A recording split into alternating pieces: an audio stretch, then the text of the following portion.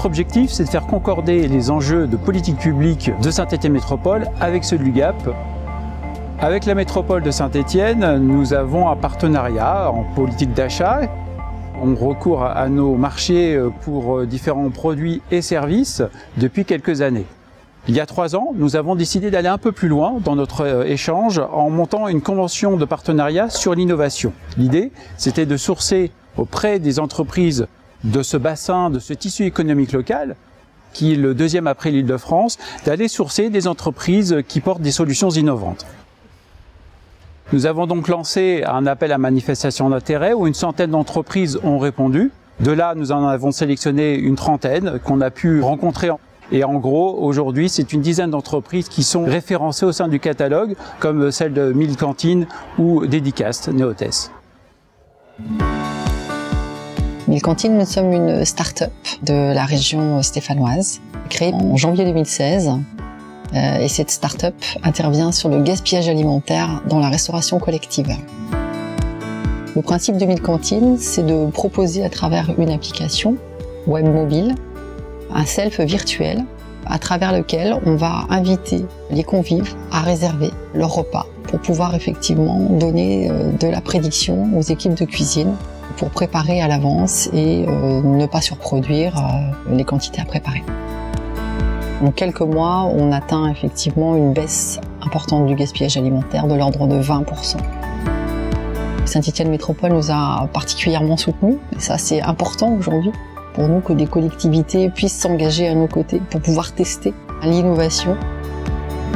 Saint-Étienne Métropole aussi nous a permis aujourd'hui de pouvoir être agréés auprès de l'UGAP. On attend beaucoup, bien sûr, de l'UGAP. Pourquoi? Parce qu'aujourd'hui, 60% de la restauration collective est en gestion directe, essentiellement auprès des collectivités. Parce que l'objectif, c'est de pouvoir faciliter cet accès au marché. Beaucoup de départements ou de régions qui reviennent auprès de nous ont participé à ce qu'on accélère, en tout cas, ce travail auprès de l'UGAP. Notre activité, c'est de proposer de l'affichage dynamique. On est capable d'avoir différents services, ce qu'on appelle nous des widgets, qui vont amener du contenu sur l'écran et qui vont l'amener à différents endroits de l'écran. Et on peut aussi diffuser l'information qui est l'information spécifique de notre client. Donc on peut nous retrouver aussi bien dans des halls d'accueil des hôpitaux pour diffuser de l'information qui peut être de l'information de prévention. La grippe arrive, pensez à vous vacciner, lavez-vous les mains, etc., etc. L'office de tourisme de Saint-Étienne, quand il nous utilise, c'est pour aussi diffuser les informations. Quand on vient à l'office de tourisme, on peut, au travers de l'écran, connaître les activités. On a beaucoup de clients à Clermont, on a la Banque de France, on a le CHU de Clermont, on a l'Imagrin, on a Michelin. Donc on est plutôt bien implanté, alors avec des acteurs publics, mais aussi des acteurs privés. Nous, on est une petite structure, donc on n'a pas forcément les moyens d'un développement commercial à la hauteur de celui qu'on aimerait. Donc le fait d'être déjà référencé par l'UGAP, pour nous, c'est un point important, parce que ça donne une visibilité sur un nombre d'acteurs publics qui est énorme. Donc ça, c'est le premier point. Et puis pour nos commerciaux, ça évite de faire du point à point. Ces entreprises sourcées s'ajoutent déjà aux titulaires présents au sein du catalogue UGAP, des entreprises stéphanoises, une dizaine à peu près qu'on compte, notamment T2S. La société T2S est une société spécialisée dans la fabrication d'équipements de protection individuelle haute visibilité, c'est-à-dire tout ce qu'on voit bien, tout ce qui est fluo, jaune ou orange fluo sur les routes.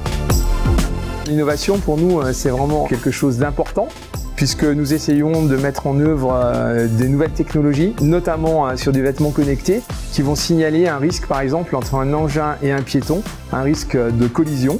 Et donc nous avons créé ce process depuis maintenant 3 ans.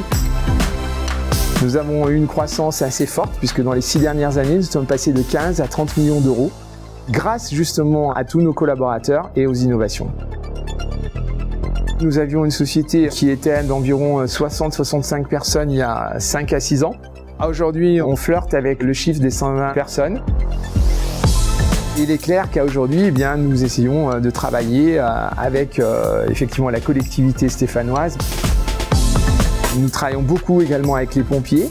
Nous avons également donc un marché avec les douanes, quelques polices municipales.